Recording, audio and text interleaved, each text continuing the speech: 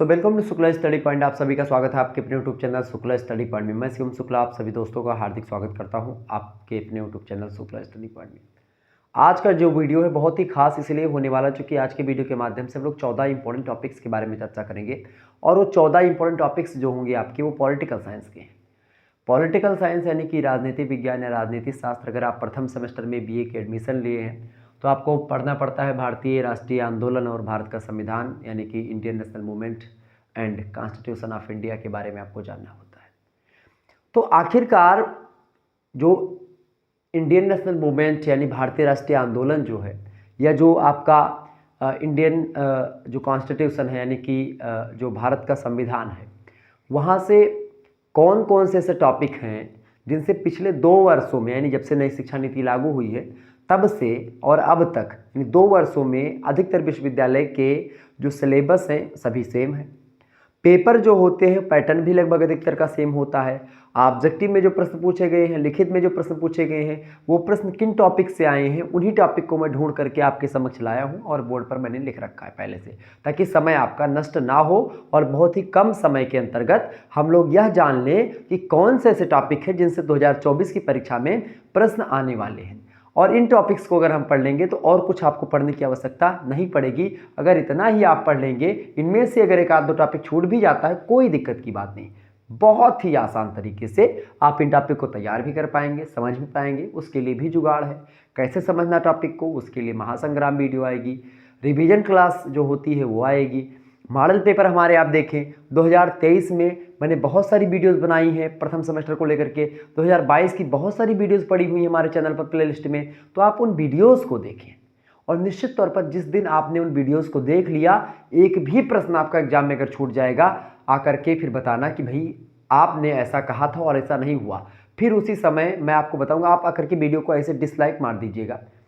और मुझे किसी प्रकार की कोई वो नहीं ज़रूरत है कि भाई मैं जो बताता हूँ जो है वो आता ही आता है, 100% आपको एकदम गारंटी देता हूँ, लेकिन 90% तक मैं गारंटी इसलिए देता हूँ क्योंकि कुछ विश्वविद्यालय में हो सकता है एक आध दो क्वेश्चंस ना आए। तो एक आध दो क्वेश्चंस की कोई बात नहीं होती भैया। और आपके रिजल्ट आए होंगे, आप लोगों ने देखा होगा, यूट्यूब पर भी मैंने डाला था और बहुत सारे बच्चों ने हमारे पास इतना रिजल्ट सेंड कर दिया था कि मैं किसका किसका डालूं और किसका किसका ना डालूं। तो उसके लिए मैं क्षमा चाहता हूं, अगर आपका नहीं पड़ा है तो उसके लिए माफ़ी चाहूँगा।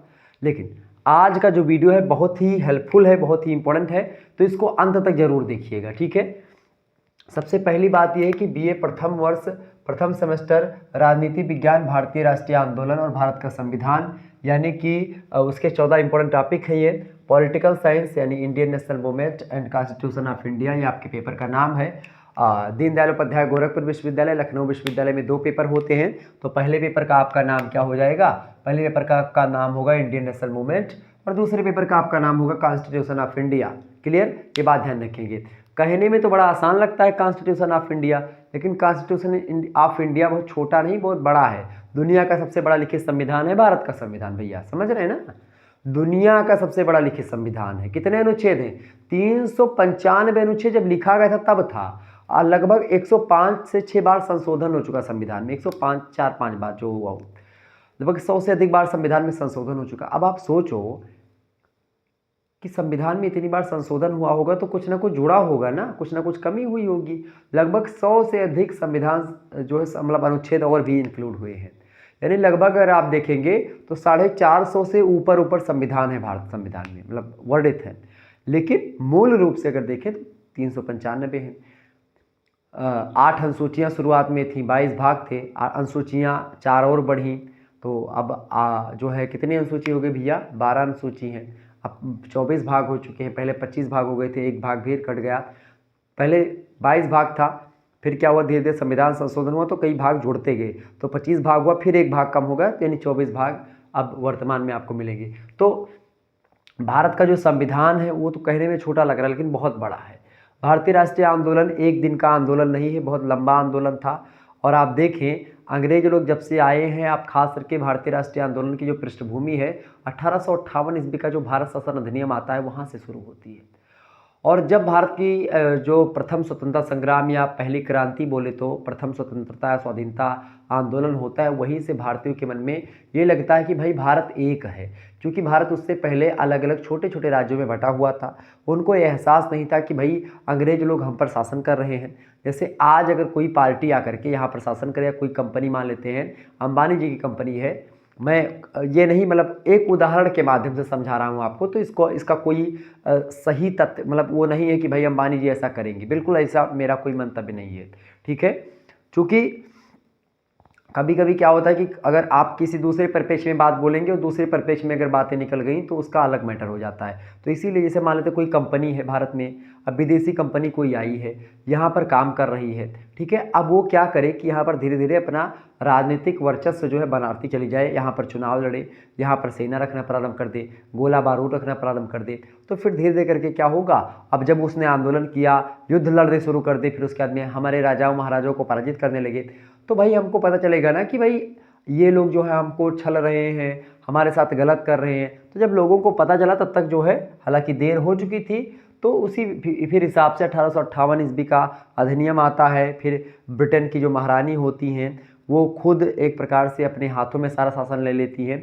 तो ब्रिटिश क्राउन के हाथों में जो शासन चला जाता है वो शासन जाता है कि भाई भारतीय जनता को अच्छा करने के लिए। लेकिन फिर क्या होता है, भारतीय नियमों को सुधारने के लिए, लेकिन वो नियम सुधरने के बजाय और बदलते चले जाते हैं, बेकार होते चले जाते हैं। फिर उसका विरोध होता है, तो वही विरोध जो होता है आंदोलन के रूप में होता है। अलग अलग आंदोलन आएंगे, गांधी जी आएंगे, बहुत सारे आंदोलन।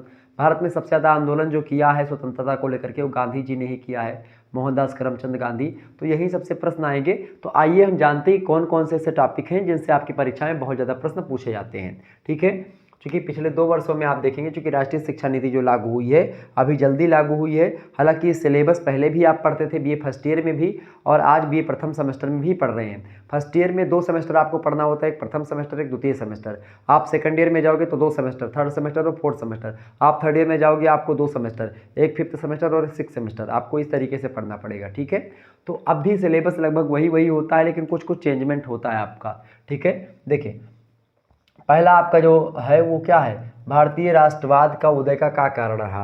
यानी भारतीय राष्ट्रवाद जो है, ये जो है नेशनलिज्म किस तरीके से भारत में उदय होता है। तो मैंने शुरुआत में ही आपको बताया था कि 1857 की जब क्रांति हुई तभी लोगों को पता चलता है कि भाई समाज में कुछ गड़बड़ हो रहा है या समाज अभी तक ठीक तरीके से नहीं चल रहा है। तो क्रांति होती और भारत में राष्ट्रवाद की चिंगारी उत्पन्न होती कि भाई भारत पूरा का पूरा हमारा है और हमारे देश पर ही अंग्रेज लोग शासन करते हैं और हमारे देश में आकर के हम ही लोगों को गुलाम बना करके रखे हैं। तब ये धारणा उत्पन्न होती है जब 1857 की क्रांति होती है।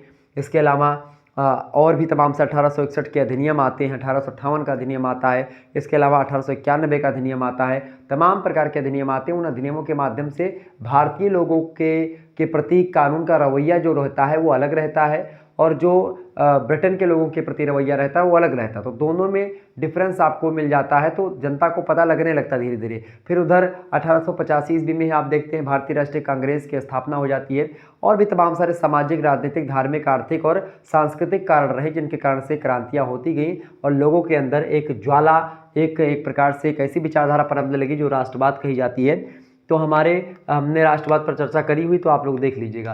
तो भारतीय राष्ट्रवाद का उदय का क्या कारण रहा, इस पर हमको पढ़ना है। इसके अलावा उदारवादी और उग्रवादी राष्ट्रीय आंदोलन जो रहा इसके बारे में पढ़ना है। उदारवादी आंदोलन जो रहा है 1885 से लेकर के 1905 ईस्वी तक आप देखते हैं जो आंदोलन चले हैं या जो रवैया रहा है कांग्रेस का वो उदारवादी कहा जाता है। लेकिन उसके बाद 1905 ईस्वी में आप देखते हैं एक उग्रवादी, 1905 या 6 में एक उग्रवादी विचारधारा। उग्रवाद का मतलब सीधा सीधा होता है कि एक मतलब गर्म जोशीला, जैसे लाला लाजपत राय, बाल गंगाधर तिलक और बिपिन चंद्र पाल, ये 3 लोग जो है बड़े फेमस होते हैं उग्रवादी आंदोलन में। मतलब ये अंग्रेजों से लड़ करके एकदम से यहाँ से भगाने की बात करते हैं, जबकि ये लोग जो है चिरौरी बिनती करके उदारवादी लोग जो है यहाँ से भगाने की बात करते हैं। क्लियर। ये लोग अब अपनी बातों को एकदम से उस तरीके से रखते हैं कि भाई हमारा सांप भी ना टूटे और मतलब कि सांप भी मर जाए लाठी भी ना टूटे, लेकिन ये लोग लाठी तोड़ करके सांप को भगाने का काम करते हैं। तो ये दोनों के विचारधाराओं में यही अंतर होता है, बाद में जाकर के फिर एक हो जाते हैं। तो ये चीज़ें होती है, ठीक है। मुस्लिम लीग भी इसी समय आप देखते हैं आती है सामने कुछ समय के बाद में। देखिए तीसरा टॉपिक है सविनय अवज्ञा आंदोलन। सविनय अवज्ञा आंदोलन जो है इसको हमको पढ़ लेना है, ठीक है। सविनय अवज्ञा मतलब विनय के साथ हम अवज्ञा करेंगे। गांधी जी का मानना था कि अंग्रेज लोग जो काम कहेंगे उसका हम लोग विरोध करेंगे। किस तरीके से? विनय के साथ कि भैया आपने जो बात कही है ठीक है, वो बात आप करें, उसको मैं नहीं करूँगा। मैं विनय के साथ प्रभु मैं नहीं करूँगा। आपकी बताई गई बातों को आपके स्कूल में आपके बनाए गए वस्त्र मैं नहीं पहनूंगा। सीधी सी बात, सविनय अवज्ञा आंदोलन, ठीक है। और आप देखते हैं गांधी जी के द्वारा ही भारत छोड़ो आंदोलन 1942 में आप देखते हैं चालू होता है। तो ये भी आंदोलन एक प्रकार से इसमें बड़ा भूमिका निभाता है। भारत छोड़ो आंदोलन हुआ, ठीक है। तो भारत छोड़ो आंदोलन के बारे में हमको पढ़ना है और सविनय अवज्ञा आंदोलन के बारे में पढ़ना है। इसी समय खिलाफत आंदोलन की बात होती है, जो कि अरबी मतलब तुर्की खलीफा वगैरह की बात होती है। तो यहीं पर मुसलमान जो लोग होते हैं उनको एक करने के लिए महात्मा गांधी खिलाफत आंदोलन का भी समर्थन करते, ताकि मुस्लिम लोग भी हमारे साथ रहे। भारतीय मुस्लिम जो है तभी साथ आते हैं। अच्छा, गांधी जी की बात मुसलमान भी मानते थे, हिंदू भी मानते थे, और जितने दलित वगैरह लोग थे सब मानते थे। आप कहते कि दलितों के नेता भीमराव अम्बेडकर जी थे, लेकिन दलितों के नेता सबसे बड़े गांधी जी थे। अगर आप बहुत अच्छे तरीके से अगर अध्ययन करेंगे, गांधी जी को आप पढ़ेंगे, तो हरिजन सेवक संघ से लेकर के अछूतों के प्रति ऐसा जो उनको भगवान का दर्जा देने वाले हैं गांधी जी। गांधी जी बहुत ज्ञानी भी थे, गीता का पाठ करते थे। गीता कर्म की अवधारणा पर विश्वास रखती है, कर्म पर फोकस करती है, ठीक है। कर्म प्रधान विश्व करे राखा, जो जिस करे तस फल चाखा, इस बात को फोकस करती है। और गीता में आप देखते हैं कि हमेशा जो है गुण और कर्म के हिसाब से जो वर्ण व्यवस्था है बटी हुई, जाति व्यवस्था गुण और कर्म के हिसाब से बटी हुई, इस बात को फोकस करती गीता। और गीता ये बताती, गांधी जी यही पढ़ते थे। और गांधी जी की विचारधारा आप देखेंगे तो अछूतों के प्रति बड़ी श्रद्धा रही है। और गांधी जी सबसे बड़े नेता रहे अछूतों के, सबसे बड़े नेता रहे दलितों के। जो मतलब जिन वर्गों को लोग, बड़े वर्ग के लोग जो है अगर जिनको पानी नहीं पीने देते थे, उनको पानी मतलब एक प्रकार से उनको उनका उच्च दर्जा दिलाने का काम गांधी जी ने ही किया है, ठीक है। हालांकि भीमराव अम्बेडकर के आप जितने भी काम उन्होंने किए हैं उसको आप नकार बिल्कुल भी नहीं सकते, उन्होंने बहुत काम किया, लेकिन गांधी जी ने भी उनके बराबर का काम किया है। और लोग उसको कभी कभी समझ नहीं पाते, गांधी जी को लेकर के इधर उधर की बात करते हैं। लेकिन गांधी जी, देखिए गांधी जी का अपना स्थान है, भीमराव अम्बेडकर जी का अपना अलग स्थान है। पूना पैक्ट आप देखते दोनों के बीच में होता है। जब भीमराव अम्बेडकर को लगता है कि नहीं दूसरे देश की मांग करनी चाहिए जिन्ना के साथ मिल, मतलब जिन्ना पाकिस्तान की बात कर रहे थे, भीमराव अम्बेडकर भी दलितों के लिए अलग देश की मांग कर रहे थे। और मांग इसलिए साथ कर रहे थे कि ताकि दलितों को उच्च दर्जा प्राप्त करवा सके। गांधी जी ने तब उनको समझाया पूना पैक्ट के माध्यम से कि भैया ये बात ठीक नहीं है, आप जो बातें कहें मैं उस पर कायल हूँ, जो आप कहो वही चीज़ नियम, वही नियम आज से फॉलो। तो ये थे गांधी। और इसी प्रकार से आप देखें, अच्छा सावरकर भी अपनी जगह पर ठीक थे, अपनी जगह पर हर एक जो व्यक्ति थे। अब अगर आप नेताजी की बात करें, गांधी जी की बात करें, दोनों के विचारों में बड़ा मतभेद हुआ करता था। नेताजी जो है, हालांकि नेताजी कभी सामने आकर के गांधी जी का विरोध नहीं करते थे, पीठ पीछे भी विरोध नहीं करते थे। गांधी जी लेकिन क्या करते थे, गांधी जी उनके खिलाफ आप देखते हैं कि पट्टाभी सीतारामैया को चुनाव लड़वा देते हैं। पट्टाभी सीतारामैया चुनाव सुभाष चंद्र बोस के खिलाफ हार जाते हैं, नेताजी के खिलाफ। अब देखो नेताजी की उस समय इतनी पकड़ थी कि नेताजी एक बार अगर कह दें तो कांग्रेस ही नहीं बल्कि बड़े बड़े दिग्गज उनके सामने नतमस्तक होते थे। बहुत पढ़े लिखे व्यक्ति थे। आईसीएस की परीक्षा, जो परीक्षा होती है आईसीएस की या कुछ परीक्षा थी, उसको कंप्लीट किए थे। मतलब उस समय की जो भारत की सबसे बड़ी परीक्षा है, जो आजकल की आईएएस परीक्षा है, उसको क्वालिफाई किए हुए थे। नौकरी नहीं की, छोड़ दी, नौकरी लग गई, छोड़ दी। अब आप सोचो आज आप छोड़ोगे अपने देश के लिए, देश के लिए नौकरी को छोड़ोगे क्या? कोई छोड़ेगा? नहीं छोड़ते हो। तो वो उस समय छोड़ रहे थे। तो इस तरीके से गांधी वो व्यक्ति है जो देखता है कि भाई गरीब वर्गों के पास वस्त्र नहीं, तो कहता है कि अगर मैं दिन भर में अगर मान लेते मैं पूरे जीवन में अपने मान लेते 100 वस्त्र नहीं पहनूंगा, तो वो 100 वस्त्र 100 लोगों के तन को ढकने के लिए हो जाएगा। तो आज से मैं धोती ही पहनूंगा, केवल वही धोती पहनते थे, वही धोती ओढ़ लेते थे, वो थे गांधी। तो कहीं ना कहीं पे ये आंदोलन जो था एक लोग का आंदोलन नहीं था, ये सभी का आंदोलन था। ये उदारवाद का भी आंदोलन था, उग्रवाद का भी आंदोलन था। ये एक प्रकार से नेताजी का भी आंदोलन था, गांधी जी का भी आंदोलन था, भीमराव अम्बेडकर जी का भी आंदोलन था, तो वीर सावरकर जी का भी आंदोलन था, पंडित मदन मोहन मालवीय जी का आंदोलन था, तो सैयद अहमद खां का भी आंदोलन था। उन्होंने अगर मुस्लिम मतलब जिन्ना का भी आज़ादी में योगदान रहा है, ऐसी बात नहीं कि जिन्ना को आप नकार देंगे। हालांकि जिन्ना की हठधर्मिता खास करके भारत का विभाजन करवा बैठी, वो अलग बात है। लेकिन उस समय जब एक थी मुस्लिम लीग कांग्रेस, सभी लोग साथ में मिलकर के काम करती, हिंदू मुस्लिम एकता जो थी वो कहीं ना कहीं पे काम लाई, रंग आई। हिंदू मुस्लिम सिख ईसाई सब मिलकर के आपस में जोड़ लगा रहे थे, सब मिलकर के अंग्रेजों को यहाँ से भगा रहे थे, ठीक है। तो भारत छोड़ो आंदोलन, सविनय अवज्ञा आंदोलन, ये सब हमको पढ़ लेना है। इसके बाद में अब थोड़ा सा मैं टॉपिक को बता दूं ताकि ज़्यादा लंबा वीडियो हो जाएगा। देखिए, भारत विभाजन और स्वतंत्रता। तो भारत विभाजन कैसे होता है, इसके बारे में, इसका क्या कारण रहा है, भारत विभाजन की स्थिति क्या रही है और स्वतंत्रता कैसे प्राप्त हुई, इसको हम लोगों को समझना है। इसके अलावा टॉपिक जो अगला है आपकी परीक्षा में प्रश्न आएगा वो है भारतीय राष्ट्रीय Congress, INC, Indian national Congress, जो बना, किसने बनाया, अलेक्जेंडर ऑक्टेवियन ह्यूम ने बनाया। और खास करके मैं आपको एक चीज़ और बताऊंगा कि जो है आप की परीक्षा चाहे जैसी हो, ऑब्जेक्टिव हो, चाहे आपकी परीक्षा लिखित हो, दोनों दृष्टि से यही टॉपिक इंपॉर्टेंट है, तो इन टॉपिक को आप पढ़ लीजिएगा, ठीक है। देखिए, भारतीय राष्ट्रीय कांग्रेस की स्थापना कब हुई भाई, 1885 में हुई है। किसने करी, एलन ऑक्टेवियन ह्यूम ने करी, ठीक है। ये बात ध्यान रखेंगे। WC बनर्जी प्रथम अध्यक्ष होते हैं इसके। ये सब ऑब्जेक्टिव में प्रश्न आपसे पूछेगा। और अगला आपका है टॉपिक, छठा टॉपिक है 1909 ईस्वी और 1919 ईस्वी में अधिनियम, भारत शासन अधिनियम आता है। इसमें जो प्रमुख प्रावधान इसके हैं, उन प्रावधानों को हमको समझना है। 1909 में जो काम किया गया है उसमें बहुत सारी कमियां रहीं, उन्हीं कमियों को दूर करता है 1919 का अधिनियम। तो इसी प्रकार से आप देखेंगे कि 1909 और 1919 का अधिनियम जो आता है, इसके बाद में आप देखते हैं 1919 की कमियां जो रहती हैं, उसके बाद में 1935 का अधिनियम आता है। 1935 के अधिनियम से आप देखते हैं 100 से अधिक आर्टिकल जो होते हैं भारतीय संविधान में हूबहू उतार लिए जाते हैं या फिर उसमें कुछ संशोधन करके उतार लिए जाते हैं। तो 1935 का अधिनियम भी बहुत महत्वपूर्ण है, ये बात ध्यान रखेंगे। तो मेरे हिसाब से अगर आप 1909 या 1919 में से अगर आप एक पढ़ना चाहें तो आप 1935 का तो पढ़ लें या फिर इन दोनों को पढ़ लें। दोनों में से आपको यही, मतलब आपको पढ़ लेना है, क्योंकि ये इंपॉर्टेंट है, इसीलिए मैंने आपको यहाँ पर बता रखा है। अगला टॉपिक जो हमारा है, हमको समझना चाहिए, वो टॉपिक है भाई भारतीय संविधान के निर्माण के जो मुख्य बिंदु रहे हैं। भारतीय संविधान निर्मात्री सभा, भारतीय संविधान मतलब जो संविधान निर्मात्री सभा थी, संविधान सभा थी, उसकी चर्चा परिचर्चा, संविधान बनने के तमाम सारे पहलू, संविधान कैसे बना, उसको लेकर क्या क्या बातें हो रही थी, ये सारी चीज़ें हमको यहाँ पर समझनी होगी, क्योंकि इसको समझेंगे तभी आपका पूरा डाउट क्लियर होगा। और भारतीय संविधान निर्माण के लेकर के जो बातें हैं, इसको लेकर के मैंने एक लेक्चर दिया हो, तो प्ले लिस्ट में आपको वीडियो मिल जाएगी, आप देख लीजिएगा। अगला टॉपिक है भारतीय संविधान की प्रस्तावना एवं नागरिकता। भारतीय संविधान की प्रस्तावना एवं नागरिकता की बात करें, भारतीय संविधान की जो उद्देशिका है, प्रस्तावना है, ठीक है, प्रियम्बल है जो इंडियन कॉन्स्टिट्यूशन का, उसके बारे में हमको समझना है कि be the people of India, हम भारत के लोग भारत को एक संपूर्ण प्रभुत्व संपन्न समाजवादी पंथ निरपेक्ष राष्ट्र बनाने के लिए जो कुछ बातें होंगी वो करेंगे। तो भारतीय संविधान की प्रस्तावना को हमको समझना है। और भारतीय संविधान में जो नागरिकता है वो अनुच्छेद 5 से लेकर के अनुच्छेद 11 तक भारतीय संविधान में नागरिकता के बारे में बताया गया है। और नागरिकता जो बताई गई है भाग 3 मतलब भाग 4 में बताई गई है, मतलब सॉरी भाग 2 में, भाग 3 में मौलिक अधिकार, भाग 4 में नीति निर्देशक सिद्धांतों के बारे में बताया गया है, ठीक है। तो नागरिकता अनुच्छेद 5 से लेकर के जो 11 में बताई गई, नागरिकता भारत में कैसे मिलेगी, एक व्यक्ति जो होता है भारत का नागरिक कैसे होता है, कैसे नहीं होता है, विदेशी नागरिकों के लिए क्या अधिकार है क्या नहीं है, और अगर भारतीय नागरिकता लेनी है तो कैसे लेनी होगी।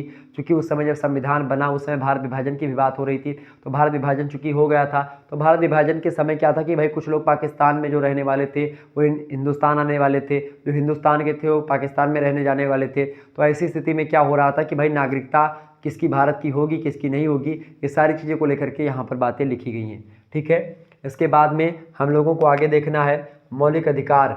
मौलिक अधिकार के बारे में हमको पढ़ना और मौलिक कर्तव्य के बारे में। मौलिक अधिकारों को भारतीय संविधान में भाग 3 में लेकर रखा गया है और मौलिक अधिकारों को मैग्ना कार्टा कहा जाता है। भाग 3 में अनुच्छेद जो पड़ता है, अनुच्छेद 12 से लेकर के अनुच्छेद 35 जो होता है वो आपका मौलिक अधिकार होता है। भाग 4 में आपको मौलिक कर्तव्य मिलेगा, भाग 4 के का में, ठीक है, भाग के 4 के का में मिलेगा अनुच्छेद 51 का जो है आपका ये होता है आपका मौलिक कर्तव्य।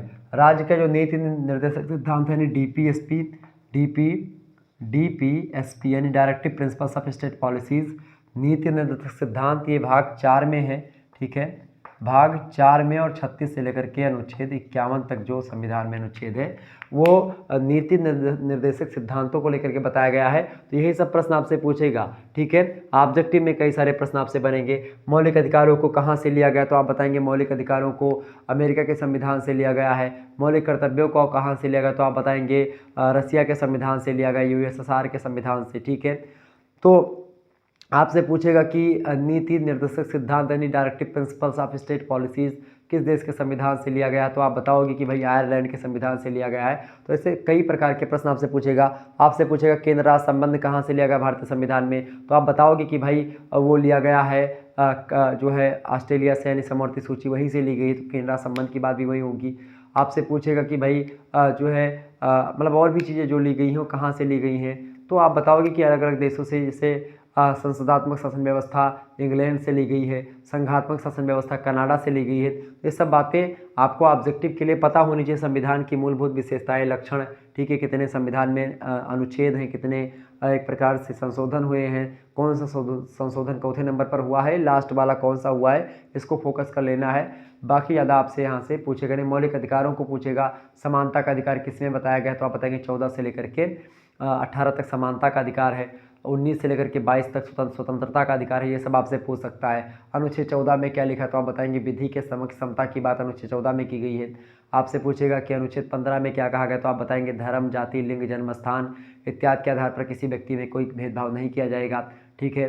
तो ये आप अनुच्छेद 15 में बताएंगे। अनुच्छेद 16 में पूछेगा क्या लिखा, तो आप बताएंगे विधि के समक्ष अवसर की समानता, यानी कानून के हिसाब या लोक नियोजन के विषय में अवसर की समानता, ठीक है। नौकरियों में जो आरक्षण वगैरह की बात होती है वो नहीं दिया जाएगा, मतलब हर एक व्यक्ति समान है, तो उसमें किसी प्रकार का कोई कंसेशन नहीं होगा। आपको आरक्षण इसमें एक अपवाद है, ये बात ध्यान रखेंगे, एक्सेप्शन है।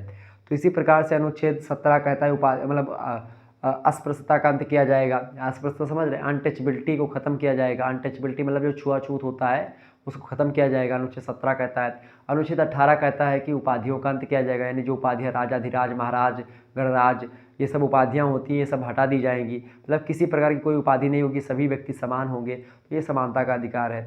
इसी प्रकार से प्रेस की स्वतंत्रता की बात करेगा, तो आप बताओगे कि भाई प्रेस की स्वतंत्रता जो है अनुच्छेद 19 के काम में है। तो ऐसे ऐसे आपसे तमाम प्रकार के प्रश्न ऑब्जेक्टिव में बनेंगे। ये सभी चीज़ें हम चर्चा करेंगे जब इन चीज़ों को बताएंगे। तो मौलिक अधिकार और मौलिक कर्तव्यों के बारे में हमको पढ़ लेना है। इसके अलावा राज्यसभा क्या होती है, लोकसभा क्या होती है, इसको समझ लेना है। राज्यसभा क्या है, लोकसभा क्या है। अच्छा, राज्यसभा और लोकसभा संसद के ही भाग हैं। संसद के मुख्य रूप से दो भाग हैं, दो सदन होते हैं, एक लोकसभा एक राज्यसभा। लोकसभा जो होती है ये एक प्रकार से निम्न सदन होती है, चूँकि ये भंग हो जाती है। राज्यसभा उच्च सदन होती है क्योंकि ये कभी भंग नहीं होती है, ये बात ध्यान रखेंगे। हर 2 साल पर रिटायरमेंट वगैरह होती है इसमें, मतलब 6 साल का कार्यकाल होता है। 2 साल पर एक प्रकार से हर देखा जाता है कि भाई 6 साल किसका पूरा हुआ है और नए लोगों को भर्ती किया जाता है। 12 लोग इसमें आपसे पूछेगा 12 लोग किसमें मनोनीत राष्ट्रपति के द्वारा किए जाते हैं, तो आप बताओगे कि राज्यसभा में मनोनीत किए जाते हैं। तो ऐसे चीज़ें।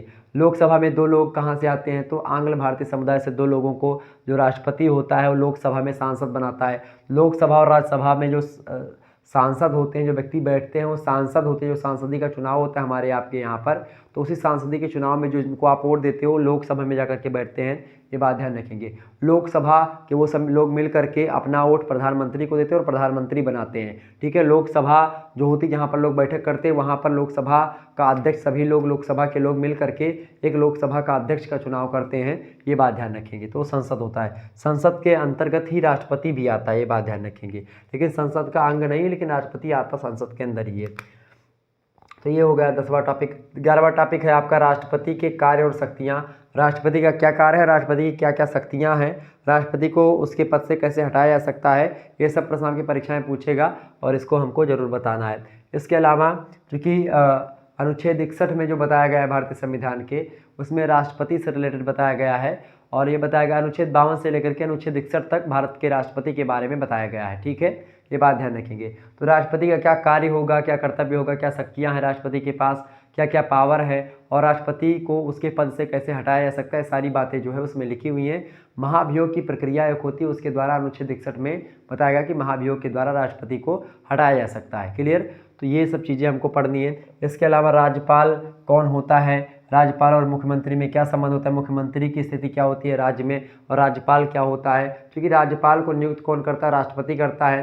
राज्यपाल का कोई कार्यकाल नहीं होता, जब तक राष्ट्रपति चाहे तब तक राज्यपाल किसी भी राज्य में राज्यपाल रह सकता है, ये बात ध्यान रखेंगे। तो राज्यपाल और मुख्यमंत्री की स्थिति, मुख्यमंत्री जो होता है जैसे जो विधायक लोग होते हैं जिसको वोट देते हैं वो मुख्यमंत्री बनता है और जो विधायी चुनाव होता है तो वो लोग मुख्यमंत्री होते हैं। अच्छा, इसमें एक होती है विधानसभा।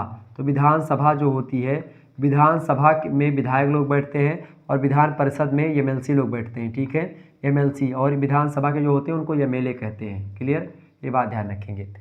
और इसके अलावा अगला जो टॉपिक है आपका है सर्वोच्च न्यायालय, सुप्रीम कोर्ट ऑफ इंडिया।